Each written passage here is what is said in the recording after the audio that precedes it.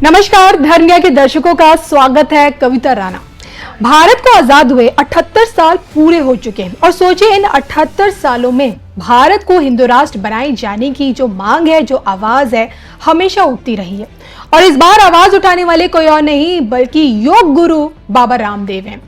बाबा रामदेव ने हाल ही में एक कार्यक्रम में बहुत बड़ा बयान दिया है हिंदू राष्ट्र को लेकर। बाकायदा उन्होंने हिंदू राष्ट्र की पैरवी करते हुए ये बयान दिया है कि हिंदू राष्ट्र की अवधारणा से देश के मुसलमान और जो देश के जो ईसाई हैं उन्हें डरने की जरूरत बिल्कुल नहीं है।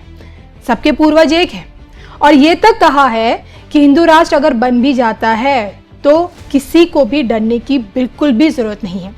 हालांकि उनके इसी बयान पर अब धर्मगुरु से लेकर तमाम हिंदू संगठनों से लेकर जो विपक्षी नेता है उनकी प्रतिक्रिया सामने आ रही है।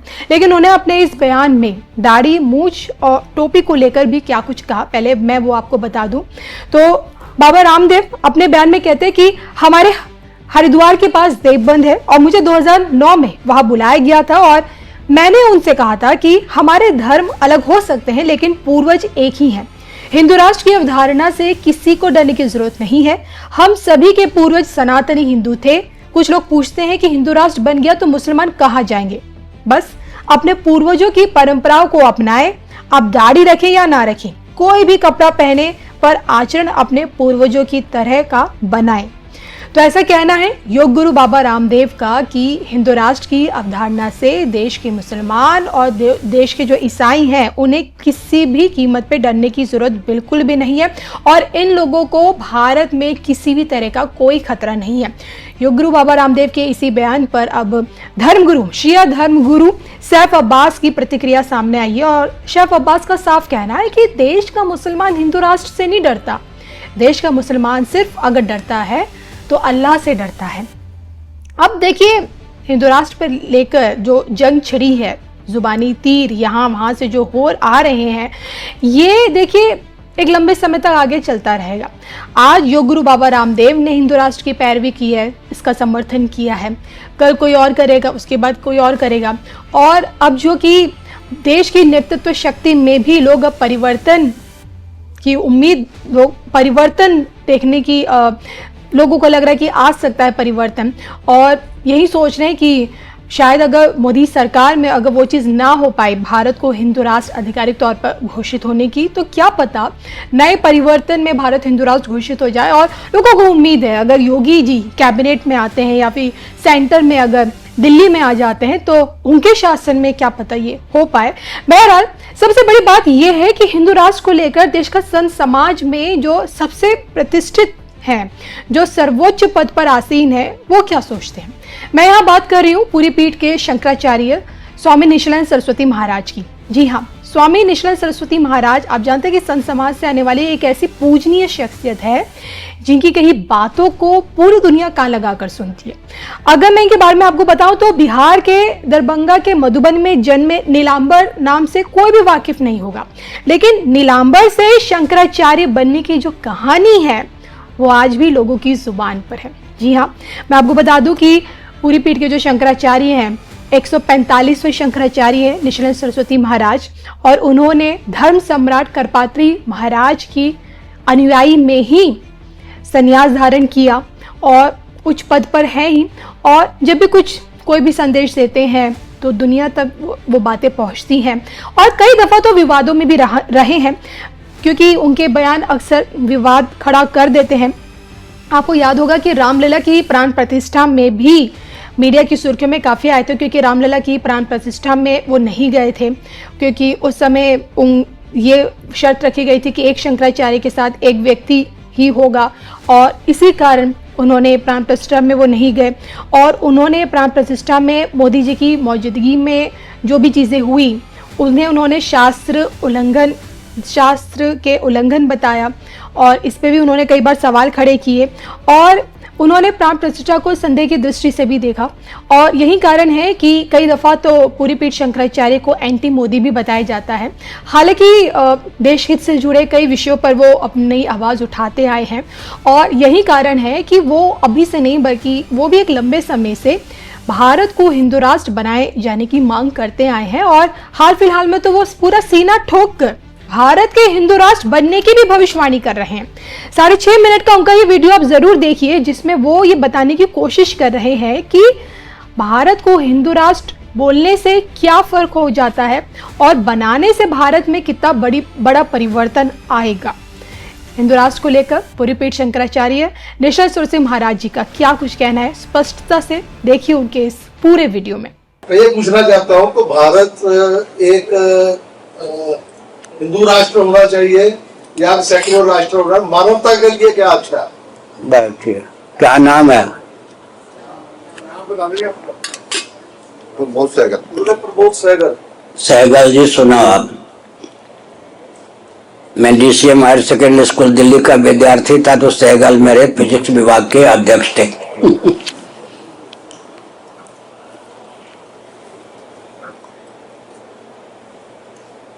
आज का जो भारत है वो विभाजन के बाद का है या नहीं है? और विभाजन किसके नाम पर हुआ था? दो कौम में किसके नाम पर विभाजन हुआ था? विभाजन के बाद का जो शेष भारत, अगर उसमें हिंदू धर्म के अनुसार शासन हो तो विश्व के सर में दर्द क्यों? मानवाधिकार की सीमा में भी विचार करें तो ध्यान गया या नहीं? अभी कुछ महीने पहले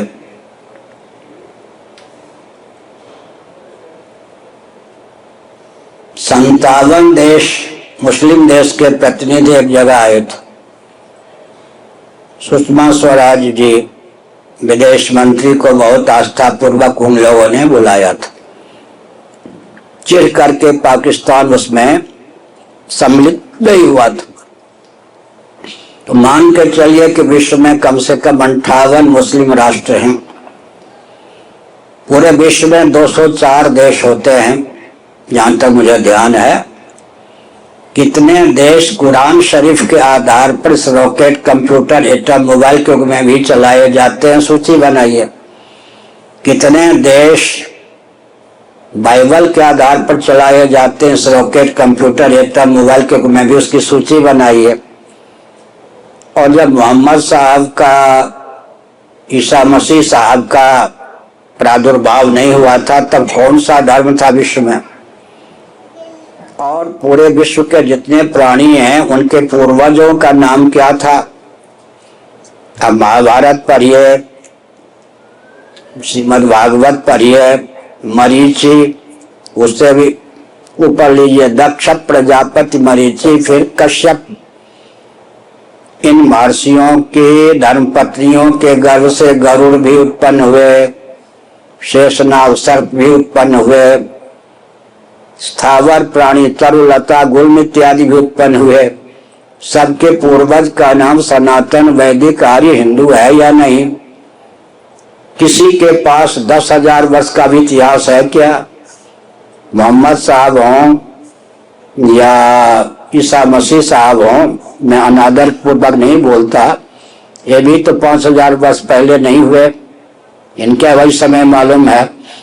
तो अगर विश्व में 1, 2, 3 राष्ट्र, भूटान, नेपाल और भारत हिंदू राष्ट्र हो जाता है तो बाकी का गला थोड़े घोंट लेगा। समझ गए? क्या आपत्ति है? अच्छा, फिर बात है एंटी मुस्लिम हिंदू होता, ये कैसे मानेंगे? मुसलमान जब थे ही नहीं तब भी हिंदू था। हिंदू शब्द का प्रयोग ऋग्वेद में हुआ है, मेदिनी तंत्र में हुआ है, कालिका पुराण में हुआ है। गर्व से कहें हम हिंदू हैं, हमारे यहाँ से लेख प्रकाशित है। और सनातन धर्म प्रश्नोत्तर मालिका हमारी पुस्तक है, उसमें एक अध्याय ही पुराने ग्रंथों में हिंदू शब्द का कहाँ कहाँ उपयोग हुआ है।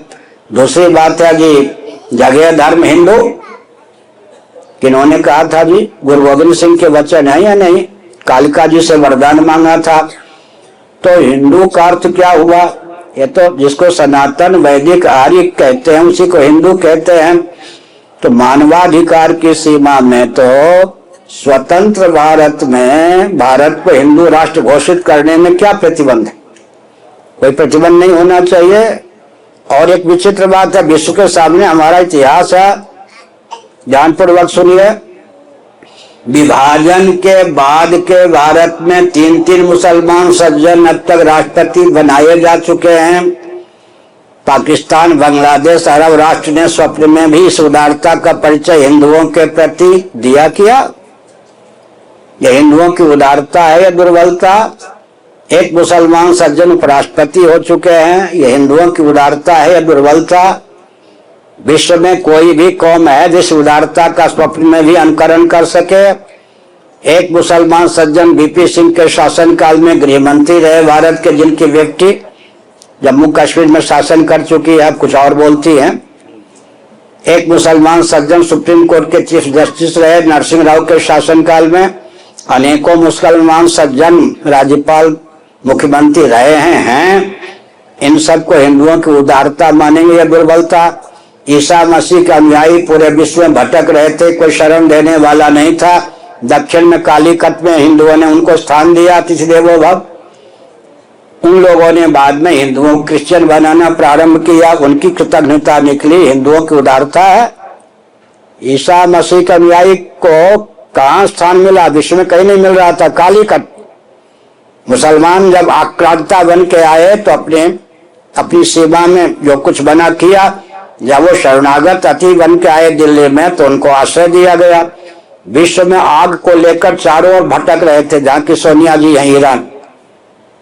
पारसी लोग आग को लेकर घूम रहे थे, कोई आश्रय देने वाला नहीं था। उस समय जो द्वारका के शंकराचार्य थे, एक क्षेत्र में भ्रमण कर रहे थे। यादव राजा ने कहा, ये सब अग्नि के उपासक हैं, घूम रहे हैं, विश्व में कहीं इनको स्थान नहीं मिल रहा, अपने देश से खदेड़ दिए गए हैं, हमको क्या करना चाहिए? उन्होंने कहा, अतिथि देवो भव, शर्त ये करो कि हमारे अस्तित्व आदर्श पर आघात न करें, अपनी उपासना करें, इनको सुविधा दो, सम्मान दो, स्नेह दो।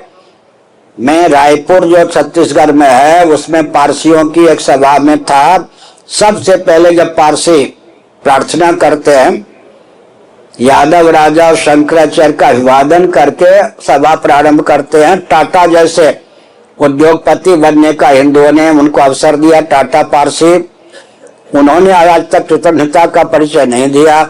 तो हिंदुओं का तो इतिहास इतना उदार है, और सबके पूर्वज का नाम हिंदू है, सबके पूर्वज का नाम गोत्र प्रवर्तक ऋषि, उनके पूर्वज का नाम अंत में ब्रह्मा, ब्रह्मा जी की अभिव्यक्ति श्रीमन नारायण से, सबके पूर्वज का नाम हिंदू है। हिंदू तो सबका पोषक होता है, इसलिए हिंदू राष्ट्र होना ही चाहिए। लेकिन हिंदू राष्ट्र का अर्थ यह नहीं होता है कि सेकुलर का अर्थ क्या होता है जी? बहुत बढ़िया, 2-4 वाक्य सुन लीजिए। पहले सेकुलर शब्द कहाँ था? संविधान में नहीं था। इंदिरा गांधी जी के शासनकाल में विपक्ष के वॉकआउट करने पर, सदन त्यागने पर भारतीय संविधान के मूल उद्देश्य में सेकुलरिज्म शब्द डाला गया, सोशलिज्म शब्द डाला गया। भारतीय संविधान उठा के देखिए, आजकल जजों को, वकीलों को भी प्राय नहीं मालूम है। भारतीय संविधान के मूल उद्देश्य में फंडामेंटल जो रूल्स हैं, उससे पहले उद्देश्य होता है। उद्देश्य में 3 शब्द इंदिरा गांधी जी ने विपक्ष के वॉकआउट करने पर डलवाया, उसमें सेकुलरिज्म, सोशलिज्म शब्द भी है। एक भारत की अखंडता को लेकर है। इसका मतलब यह है, निर्जल एकादशी करते हैं तो उस दिन जल निरपेक्ष होते हैं या नहीं? और कोई नागा बाबा हैं तो वस्त्र निरपेक्ष होते हैं या नहीं? तो धर्म निरपेक्ष का अर्थ होता है जिसको धर्म नहीं चाहिए। धर्म क्या है? सत्य है, संयम है, सेवा है, परोपकार है, सहानुभूति है। धर्म के बिना एक क्षण भी कोई व्यक्ति टिक सकता है? जब तक किसी वस्तु और व्यक्ति में स्वभाव सिद्ध गुण धर्म होता है तभी तक उसकी सत्ता होती, उपयोगिता होती है। पृथ्वी कब तक है? जब तक उसमें गंध नामक गुण धर्म है। जल कब तक है? जब तक उसमें रस नामक गुण धर्म है। तेज कब तक है? जब तक उसमें दाह, प्रकाश और रूप नामक गुण धर्म है।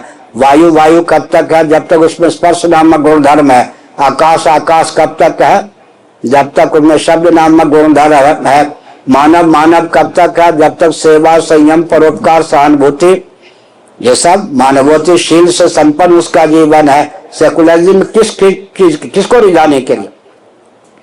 हमारी शिक्षा पद्धति हमारी अपनी नहीं, हमारी रक्षा प्रणाली हमारी अपनी नहीं, कृषि गौरक्ष वाणिज्य के प्रकल्प हमारे अपने नहीं, सेवा के प्रकल्प हमारे नहीं, अपने संविधान की आधारशिला हमारी अपनी नहीं, स्वतंत्र भारत में हिंदू एक नंबर का नागरिक नहीं, भारतीय संविधान की 25वीं धारा की ढिज्जी उड़ा करके जैन बौद्ध सिखों को अल्पसंख्यक करके हमसे दूर फेंक दिया गया।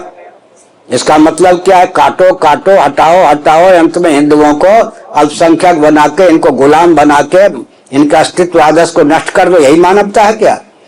कोई भी देश कितने वर्षों से प्रवर्तन क्यों न रहा हो, मानवाधिकार की सीमा में स्वतंत्रता का उसको शाश्वत अधिकार प्राप्त रहता है। कभी अमेरिका भी प्रवर्तन था, स्वतंत्र होने पर मानवाधिकार की सीमा में अपने अस्तित्व आदर्श मानवीयों की रक्षा का शाश्वत अधिकार प्राप्त होता है। लेकिन हिंदू के नाम पर जो कुछ बवाल चल रहा है, रोटी बेटी एक करो, इसका नाम हिंदू धर्म नहीं है। ध्यान ये रखना है। एक बहुत महत्वपूर्ण बात मैं कहता हूँ, सन्निपात रोग से कोई ग्रस्त हो, भूत प्रेत पिशाच डाकनी शाकनी का किसी को उपद्रव हो, उस व्यक्ति के देहेंद्रीय प्राणांतकरण का प्रयोगता रोग होता है, जिसका आवेश वो होता है। तो हिंदुओं को विचार करना चाहिए कि 100 वर्षों की शिक्षा पद्धति ने तुम्हारे हृदय मस्तिष्क को योग्य रहने दिया है कि हिंदू को हिंदू समझो। हिंदू कहते कहते वही कर बैठते हैं नेता लोग या सामाजिक संस्थान वाले, जिससे हिंदुओं के अस्तित्व आदर्श का विलोप हो। इसलिए पहले हिंदू धर्म है क्या, प्रामाणिक रीति से समझकर उसके अनुसार राष्ट्र को हिंदू राष्ट्र बनाने में क्या आपत्ति है? संवैधानिक तो आपत्ति हो ही नहीं सकती है। और सत्ता लोलुपता दूरदर्शिता के चपेट में आकर जो राजनेता हैं कुछ भी कहें, हर हर महादेव।